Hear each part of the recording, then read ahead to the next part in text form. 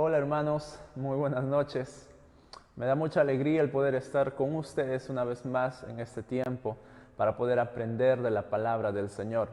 Hemos tenido una mañana muy hermosa, cantando hermosos himnos, escuchando el mensaje de la palabra del Señor, y ahora en este tiempo, en este segundo tiempo, en la noche, también tenemos que hemos cantado, hemos orado en el tiempo de las ofrendas, que podamos participar, la cual la iglesia los invita a seguir con su generosidad y su fidelidad. Hoy tengo de nombre, título, en la cual ya se ha estado anunciando sobre la serie a los romanos, que vengo con ustedes haciendo ya hace un buen tiempo. Así que vamos avanzando paso a paso en este tema.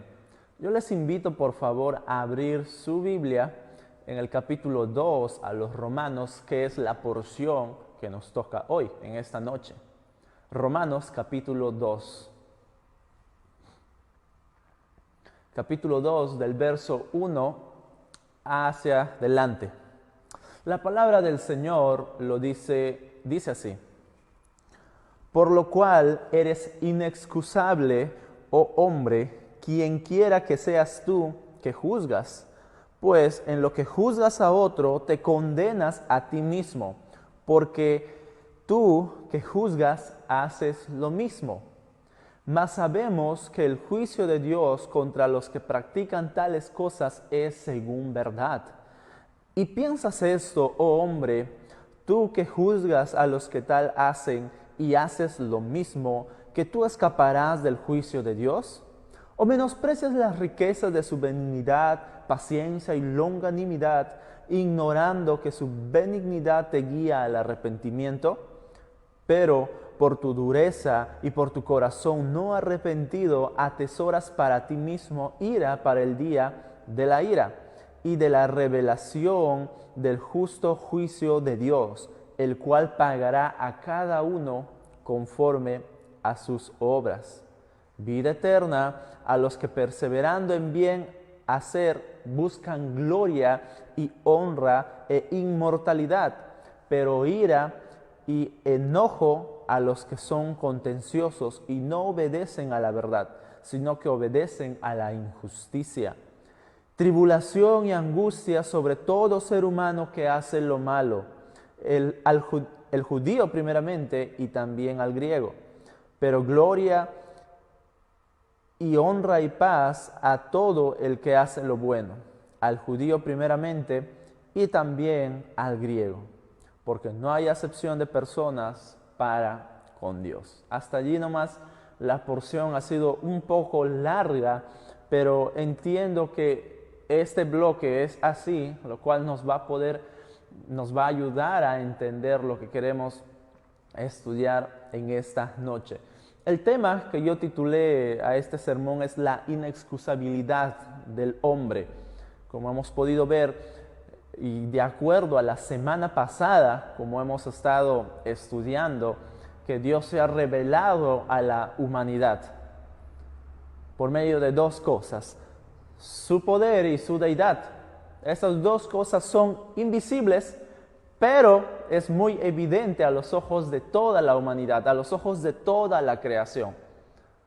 Son cosas reales, son cosas ciertas, invisibles al ojo humano, pero son totalmente existentes. Y lo podemos ver por medio de la creación, y así lo afirmábamos la semana pasada. De tal manera que el que niega esta verdad, el que niega esa realidad, pese a toda la evidencia que hay a nuestro alrededor, merece la ira de Dios. Así que, mis hermanos, hoy quiero ver entonces la segunda parte de lo que sigue escribiendo el apóstol Pablo, de que muchas veces hay gente que ha cometido todas estas cosas que nos indica del verso 26 al 31. Hay gente que quizás nunca ha cometido todos estos pecados. Usted lo puede leer allí en su casa, puede mirarlo, darle una ojeada en su Biblia, en su celular, y puede ver todo lo que hace el hombre. todas las consecuencias de su pecado.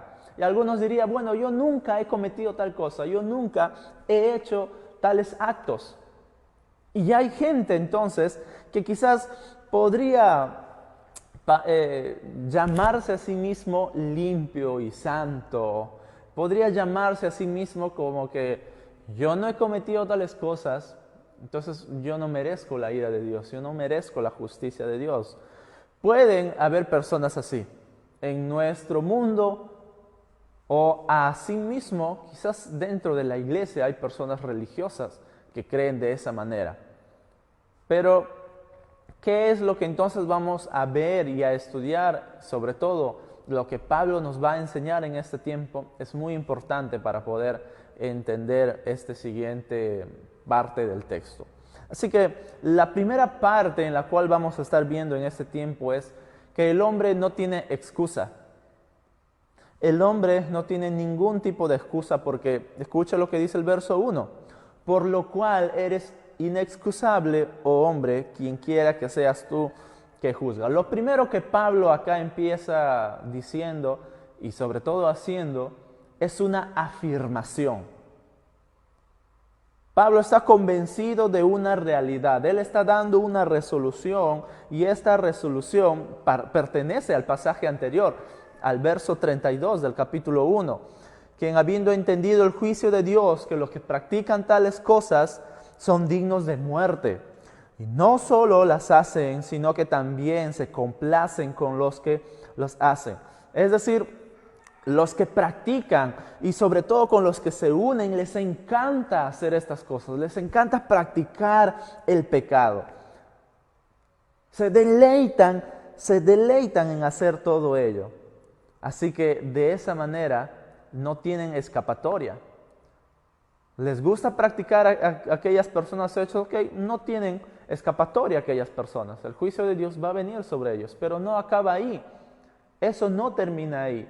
Y lo que el apóstol va a hacer es que su resolución continúa. Esa afirmación que Pablo está haciendo, que está diciendo, tú eres inexcusable, no solamente se queda ahí, termina. Pablo va a añadir a un siguiente grupo para que puedan aclarar quiénes son estas personas que no tienen escapatoria, que no tienen excusa. Así que hay otro grupo de personas. Hay otro grupo de personas que quizás no han cometido, como decía anteriormente, estos tipos de pecados del verso 26 al 31, pero la ira de Dios también está sobre aquellas personas. Mire lo que dice conmigo la siguiente parte del verso 1. Quien quiera que seas tú que juzgas, pues en lo que juzgas a otro te condenas a ti mismo, porque tú que juzgas haces lo mismo. Nuestro Señor lo que empieza a decir aquí es que primeramente las personas que juzgan, las personas que empiezan a hablar sobre otras personas, decir, yo no cometo tales pecados obscenos, yo nunca he robado, yo nunca he insultado, yo nunca he adulterado, yo nunca he robado, he matado a alguien. Ok, eso no te hace culpable ciertamente, pero lo que Pablo agrega es lo siguiente, que quizás tú has estado juzgando. Pablo, quien quiera que seas, tú quizás estás juzgando, pues en eso que juzgas tú también haces lo mismo. Tú también estás cometiendo una falta. Y la razón por la que Pablo está afirmando es que nuestro Señor es un juez justo y no solamente va a incluir dentro de su justicia a los que cometen algunas cosas.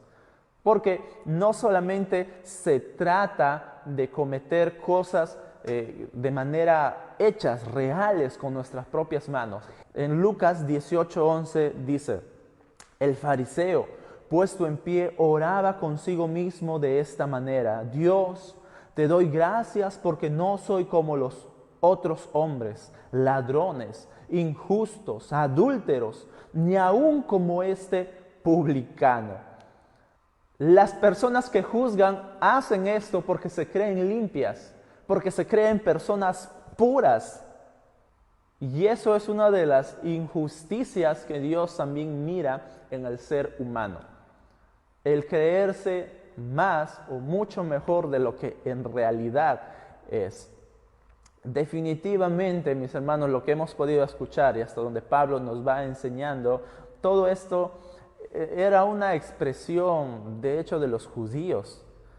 Pues ellos se creían perfectos, ellos se creían justos, ellos se creían puros, como el pasaje en lo cual hemos leído. Así que, mis hermanos, el que no comete solamente pecados malos, como hemos visto en la lista anterior, no solamente ellos son los que van a ser o pasar por el juicio de Dios, también están los que juzgan, los que se ponen a hablar contra las otras personas, también aquellos se merecen la justicia de Dios. Así que aquí Pablo deja bien en claro, no hay lugar a decir, pero yo no hice eso, yo no cometí tal cosas, yo nunca mentí, yo nunca robé. Pablo deja bien en claro que no solamente están aquellas personas que nunca han hecho estas cosas, sino también las que juzgan a las otras personas. También eres culpable. Y Jesús levanta un poco más la valla y dice, si te enojas, no solamente es que no cometas, si te enojas contra un hermano, si le dices tú eres fatuo, o si le dices necio a tu hermano, también eres culpable. Está confirmando Jesús. O si quizás tú estás diciendo yo nunca he adulterado, y Jesús levanta la valla y dice, si codicias a la esposa de tu hermano, también eres culpable. Ya has pecado contra el Señor.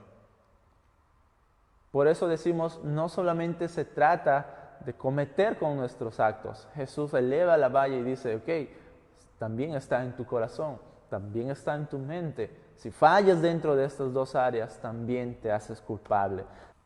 Miren lo que dice Santiago 4:11. Hermanos, no habléis mal de los unos de los otros.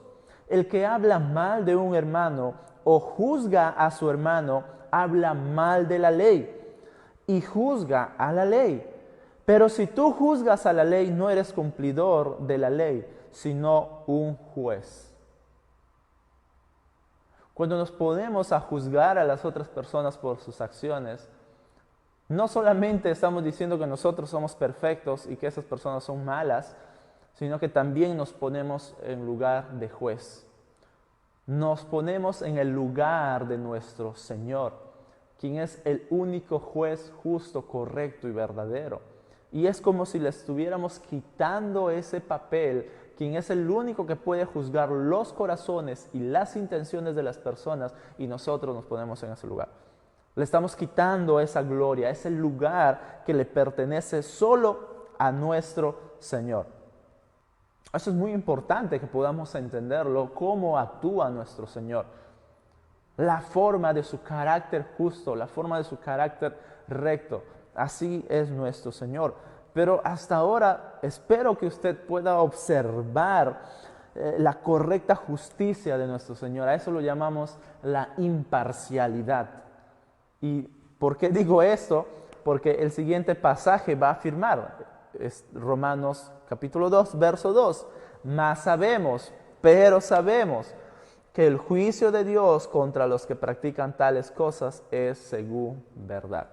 Hay un grupo que practica algunas cosas es según la verdad, que estamos convencidos que se refiere al capítulo 1, verso 19, esa verdad que Dios se ha revelado. El juicio de Dios viene con los que juzgan y también con los que practican. Así que no podemos escapar de esta gran realidad que nuestro Señor dice. Así que aquí podríamos estar viendo más bien algún judío, porque Pablo está escribiendo a la iglesia en Roma. Habían cristianos gentiles, pero también habían cristianos judíos que se habían convertido del judaísmo al cristianismo de nacionalidad judía.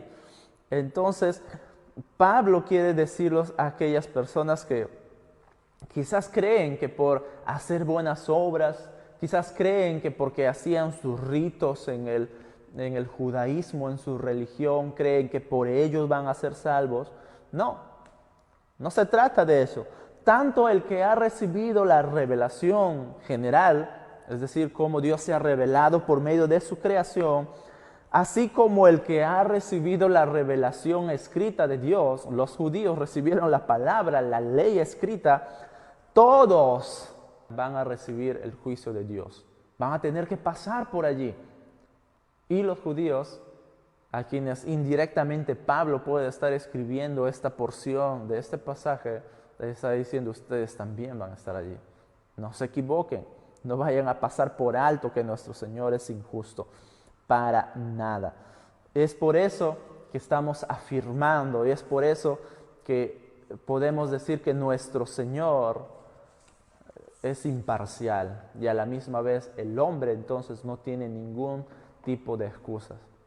Lo siguiente que Pablo empieza a decir aquí, o a querer aclarar algunas ideas, es por medio de las preguntas retóricas, pero a la misma vez estas van afirmando algunas cosas, y es lo que Pablo empieza en el verso 3.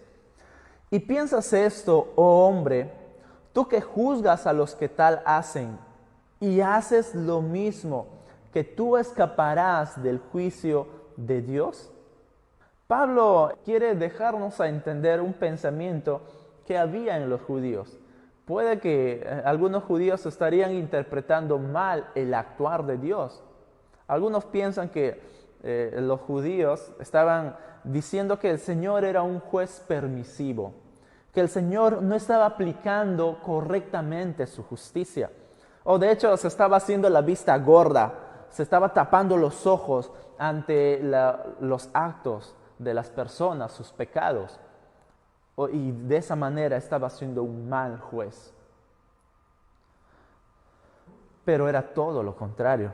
Lo que los judíos no estaban entendiendo era que Dios estaba mostrando más bien el otro lado de su forma de actuar, el otro lado de su carácter, como podemos decir, el otro lado de la moneda. Dios de ninguna manera se estaba tapando los ojos ante las injusticias y los pecados de los hombres. Dios de ninguna manera estaba siendo un mal juez. Dios de ninguna manera estaba siendo un juez permisivo, un Señor permisivo. Bueno, les voy a dejar que cometan algunos pecados. No, para nada. Dios no estaba haciendo eso, estaba mostrando todo el carácter contrario de nuestro Señor.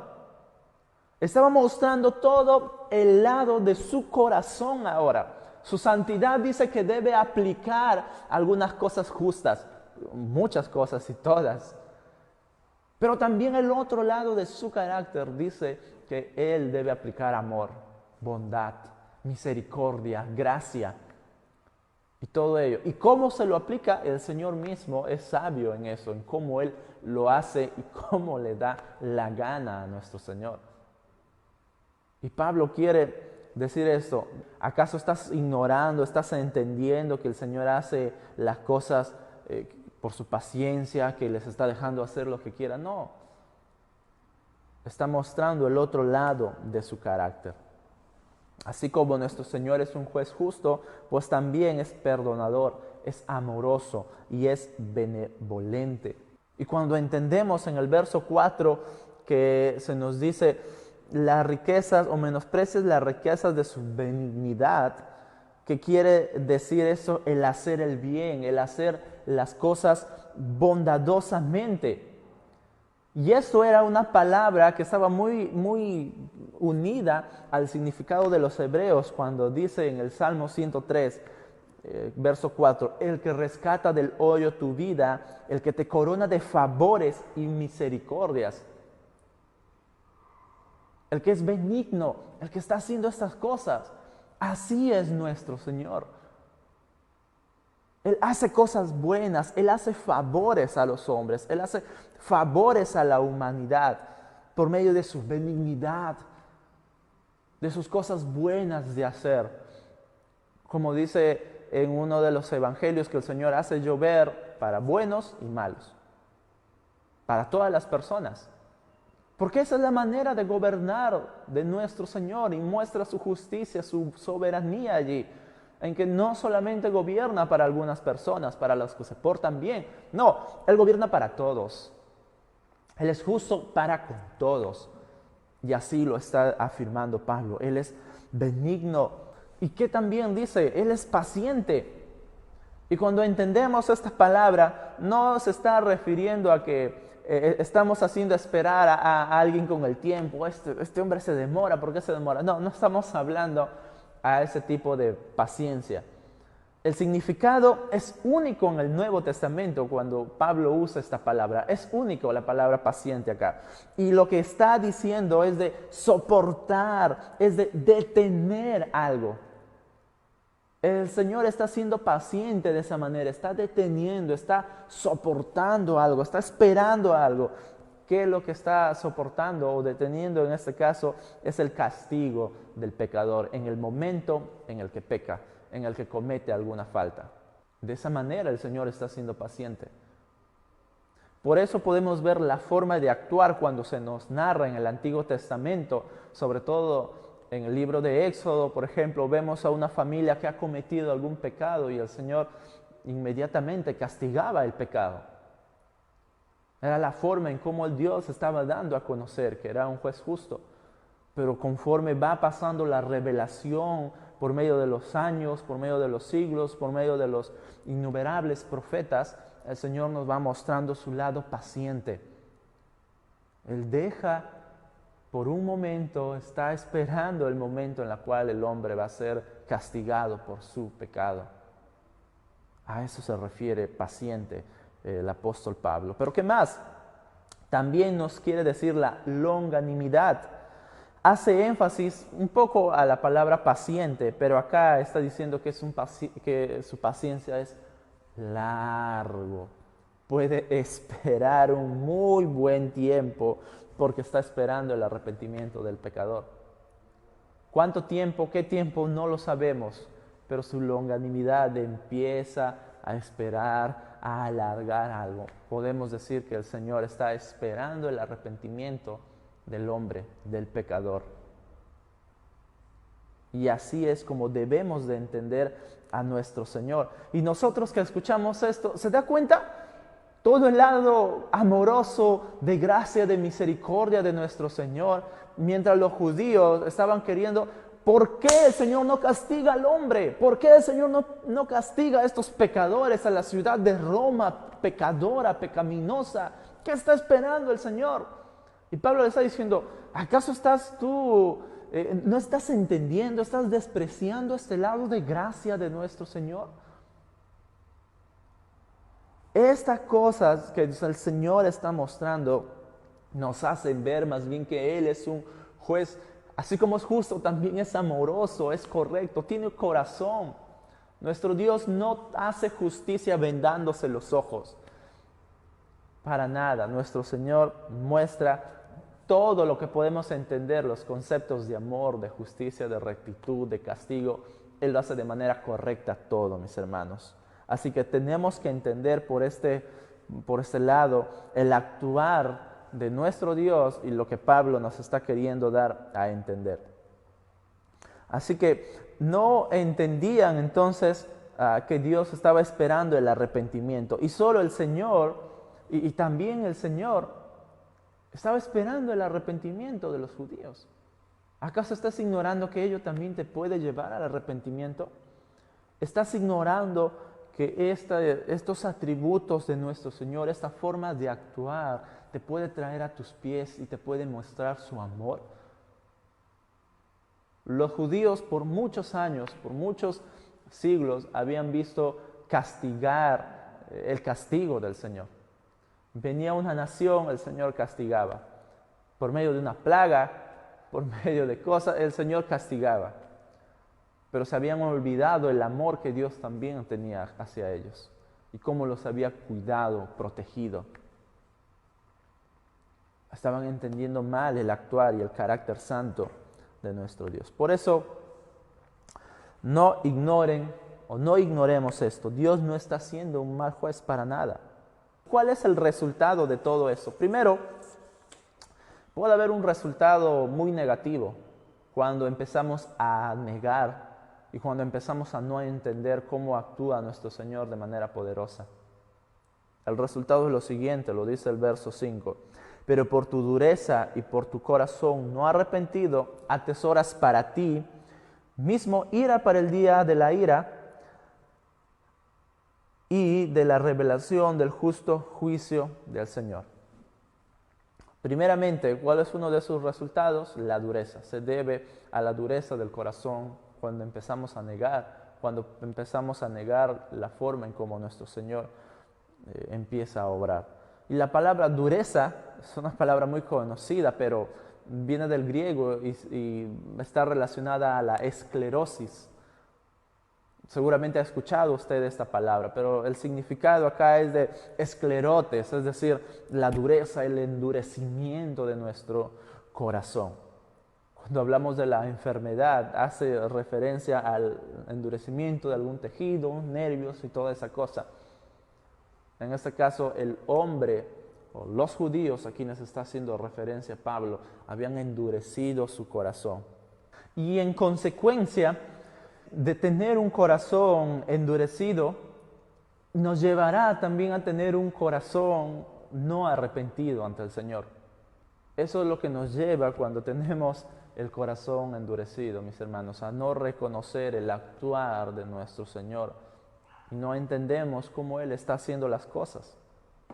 Así que el resultado general de todo esto es que el hombre o estas personas no se van a escapar del juicio, también estarán allí. Y nosotros nos preguntaremos, ¿y cómo va a ser eso? El verso 6 nos va a explicar. Dice así, el cual pagará a cada uno conforme a sus obras. Él va a pagar, podríamos traducirlo de una mejor manera, Él va a retribuir, Él va a devolver, Él va a recompensar, no por las obras que han hecho, no por si han sido buenas personas y todo eso, no, sino Él va a hacer por el obrar, por el estilo de vida que has tenido, por la forma en cómo has vivido acá. De esa manera el Señor va a retribuir, va a pagar al ser humano según lo que se merece. Y acá encontramos dos grupos de recompensas, dos grupos en cómo el Señor va a retribuir o va a pagar o va a devolver conforme a sus hechos. Dos grupos de personas. Primero, el verso 7 al 10, vamos a leerlo de forma corrida para poder ver estos dos grupos de personas. Vida eterna a los que perseverando en bien hacer buscan gloria y honra e inmortalidad. Pero ira y enojo a los que son contenciosos y no obedecen a la verdad, sino que obedecen a la injusticia. Tribulación y angustia sobre todo ser humano que hace lo malo, al judío primeramente y también al griego. Pero gloria y honra y paz a todo el que hace lo bueno, al judío primeramente y también al griego. El verso 7 menciona algunas cosas que Dios va a dar. Primeramente, vida eterna. ¿A quiénes va a dar vida eterna el Señor? A las personas que buscan, como dice más adelante, el bien hacer, que buscan la gloria y la honra. Este grupo del verso 7 y del verso 10, primeramente son hijos de Dios. Creemos que son creyentes. Y estas personas buscan hacer las cosas que a Dios agrada. Y cuando entendemos del bien hacer, que está hablando en el verso 7, perseverando en el bien hacer, no significa a los que hacen buenas obras, entonces se van a ganar la vida eterna. No, para nada. La clave para entender esto es la palabra perseverar o perseverando, que significa hacer algo constantemente. Hacer constantemente el bien, no porque somos salvos por medio de las obras, sino porque somos salvos, hacemos buenas obras. No nos ganamos la salvación o la vida eterna con buenas obras. Todo lo contrario, mis hermanos. El efecto que tiene o el fruto que tiene el ser hijos de Dios nos lleva a hacer buenas obras. Y una de las mejores maneras para evidenciar que tenemos vida eterna, que somos salvos, es que perseveramos haciendo el bien. Sale de nuestro corazón el hacer el bien a las demás personas. Sale el hacer el bien, el ayudar a nuestro prójimo. ¿Se da cuenta cuál es la diferencia en ganarse la salvación por obras y por el otro lado hacer buenas obras porque somos salvos? Es el fruto de nuestra salvación, el practicar y el hacer la generosidad, el hacer las buenas obras. Qué hermoso el poder ver ello de nuestro Señor. La gloria y la honra y la inmortalidad, y en el verso 10 que añade la paz también, son cosas naturales que va a buscar el creyente cuando es un hijo de Dios, porque va a buscar hacer las cosas para Dios, va a buscar hacer la gloria de Dios, va a buscar darle honra a Dios, va a buscar la paz. Son cosas naturales que salen de un hijo de Dios. Eso muestra que realmente tiene vida eterna. Eso muestra que realmente fulano de tal se nota que es cristiano, se nota que hay algo diferente en él, porque no busca hacer las cosas para su propia gloria, sino para dar la gloria a Dios, porque Jesús es mayor. Tenemos que entender eso. El creyente con su mente fija en Dios debe poner la meta no en las cosas temporales, sino en lo eterno. Por eso la palabra inmortalidad busca hacer las cosas totalmente para lo eterno, no para lo temporal, sino para lo espiritual, para lo eterno. Ahora, hay un significado muy interesante que añade en el verso 10 unas palabras, que es al judío primeramente y también el griego. Lo veremos un poco más adelante, porque Pablo también va a mencionar otra vez en unos versos más adelante. ¿Cuál es el otro grupo de personas que va a tener su recompensa? ¿Cuáles las otras personas? Están los que van a recibir ira y los que van a recibir enojo, según el verso 8, y según el verso 10, los que van a recibir tribulación y angustia. Los espera enojo, mis hermanos, e ira a las personas porque no obedecen. Una vez más, Pablo va a mencionar la verdad, que es del capítulo 1, verso 19. Si no hacen todo lo contrario a la verdad, hacen la injusticia, practican lo incorrecto, practican lo que es inmoral. Aquellos se merecen ira y enojo de parte de nuestro Señor. El verso 10 va a decir a todos los que hacen lo malo, tribulación y angustia, a todos los que hacen lo malo. Entendamos eso. Cuando Dios está, o Pablo está afirmando acá a los que hacen lo malo, no solo está diciendo a los que practican cosas malas, no solo los que lo llevan a hacer con las manos o con sus propios hechos, también las cosas malas se pueden hacer desde el corazón. Y ya leímos pasajes anteriores. También las cosas malas se hacen del corazón. Por lo tanto, Dios lo pesa todo. No solamente para los que lo hacen con los hechos, sino también en el corazón. Y si el hombre es hallado culpable, también entonces le esperan estas cosas, tribulación y angustia. ¿Qué significa esto? Prácticamente la ira de Dios está sobre ellos, la condenación de Dios está sobre ellos. Es muy posible que hasta eternamente les pueda afectar el castigo de nuestro Señor. Y también lo que explica Pablo en el verso 10, o en el verso 9, era que si el judío practica cosas malas, él primeramente entra allí de lleno y después al griego. ¿Qué significa esta frase que está entre los dos versículos? Primeramente, los judíos habían sido bendecidos por el Señor grandemente y primeramente. Dios escogió a los judíos como su pueblo. En ese tiempo, el único pueblo, los bendijo, los engrandeció abundantemente, puso un buen y gran nombre sobre ellos de tal manera que se hicieron conocidos alrededor del mundo. Pues así como fueron bendecidos abundantemente y primeramente, de la misma manera, la exigencia y la responsabilidad que el Señor les demanda va a ser primero. No van a estar al último cuando tengan que responder por las responsabilidades o las bendiciones que el Señor les ha dado.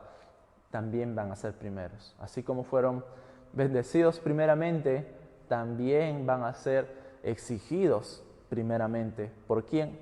Por el Señor, por el juez justo, por el juez eterno.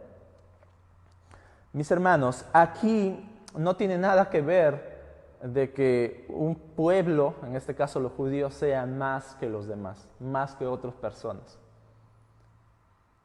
Y tema está muy controversial en estos días. Se ha hecho muchas noticias sobre la discriminación en todo ello.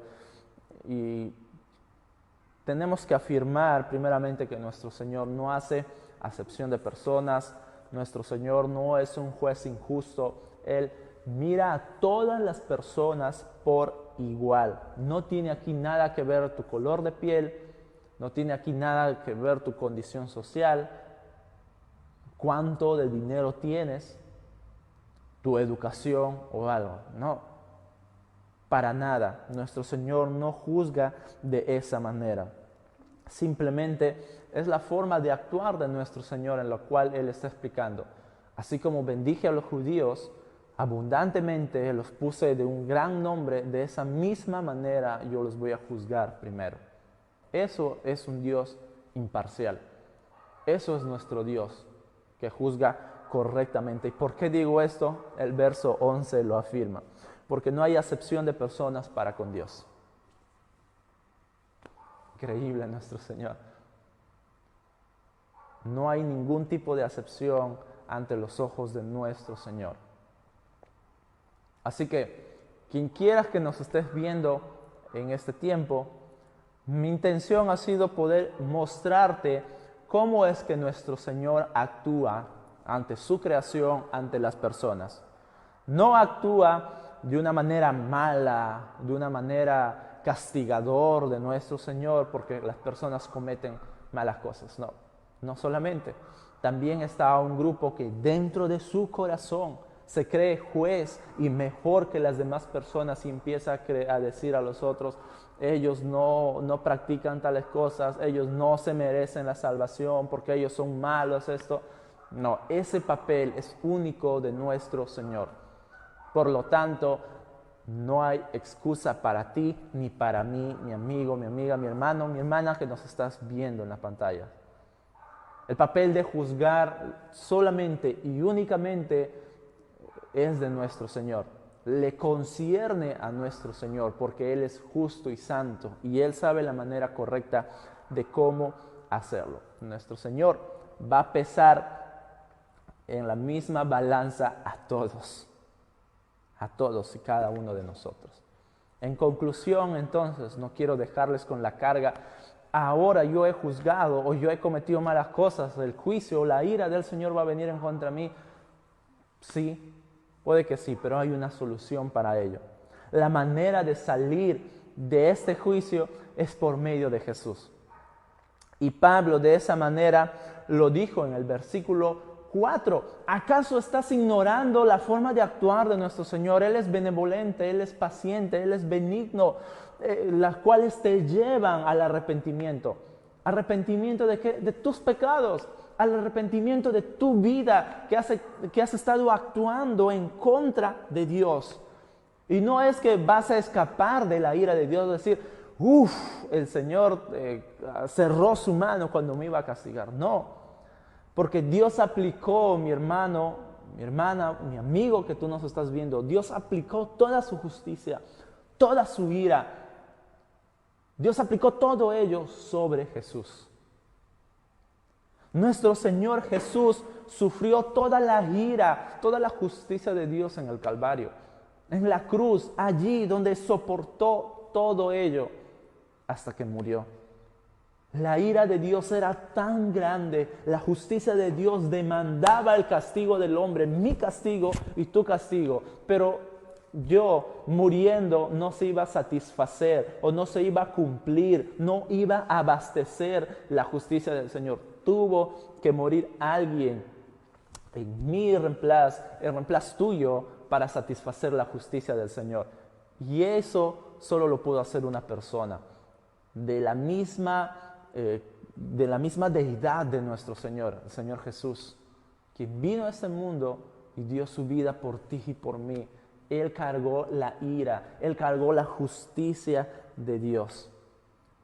Y tú de esa manera puedes ser llamado justo entonces, como hemos visto en los pasajes anteriores. Mas el justo por la fe vivirá. O el hombre será justo solamente por fe. ¿En quién? En Jesucristo. Solo tienes que creer en Él, tienes que darle tu vida a Él, tienes que decirle: Señor, perdóname por mis pecados. No tengo excusa. No tengo a dónde ir, no puedo esconderme. Si has entendido esto, lo que el Señor te está diciendo, mi amigo, mi amiga, tienes que venir a los pies de Cristo. Solo Jesús te dice así: si crees en mí, en Jesús, que ha muerto, que ha dado su vida por ti, tendrás todo el regalo de la vida eterna. Increíble nuestro Señor. No busques en otras religiones. No busques haciendo obras la vida eterna. Hemos entendido, la vida eterna lo buscan o lo tienen aquellos que son hijos de Dios y lo van a demostrar con buenas obras, lo van a demostrar buscando lo espiritual, lo que es del cielo y no lo terrenal. Puedes ser parte de ese maravilloso grupo que va a heredar la vida eterna. Si quieres hacer esto, puedes hacerlo allí desde donde nos estás viendo y puedes decirle al Señor: perdóname por mis pecados, perdóname por haber creído ser mejor que tú, un juez justo, perdóname por haber juzgado a otras personas sin darme cuenta que yo también los cometía en mi corazón, los hacía dentro de mí. Perdóname, Señor, y ahora quiero ser tu hijo, quiero ser parte de tu pueblo. Eso puedes decirle al Señor. Va a cambiar tu vida entera totalmente. Oramos. Padre, gracias te damos por este tiempo y el hecho de poder aprender tu palabra, lo cual nos lleva a entender que tu justicia, que tu ira ha sido consumado en Jesús, que tu justicia y tu ira totalmente lo pagó Jesús. Y gracias porque ahora podemos deleitarnos en que no nos espera juicio, tribulación, enojo, no nos espera, Señor, angustia en nuestras vidas, sino vida eterna, que estaremos eternamente contigo adorando y exaltando tu nombre. Por favor, bendice a aquellas personas que nos están viendo por primera vez y que su vida pueda ser entregada ante ti y que puedan entender cuánto han fallado, no solamente por sus hechos, sino por sus pensamientos, por sus deseos de corazón, lo cual también los hace culpables, o por haber puesto en tu lugar de ser un juez justo y se pusieron a juzgar a otras personas. Perdónanos de ello. Y también a las personas nuevas que nos están viendo, para que puedan venir a ser parte de ti, de tu pueblo, de tus hijos. Bendice a todas las personas que nos están viendo, a toda la iglesia de Palmas Reales, y que puedan tener una semana confiando en ti, esperando en ti, descansando en ti. Y sobre todo, una semana de abundante bendición en todos los aspectos, espirituales y materiales. Dejamos esto en el nombre de tu Hijo Jesús, nuestro Señor. Amén. Amén. Que nuestro Dios los bendiga abundantemente, mis hermanos. Nos vemos hasta la próxima. Les mando un fuerte abrazo desde acá. Muchas bendiciones.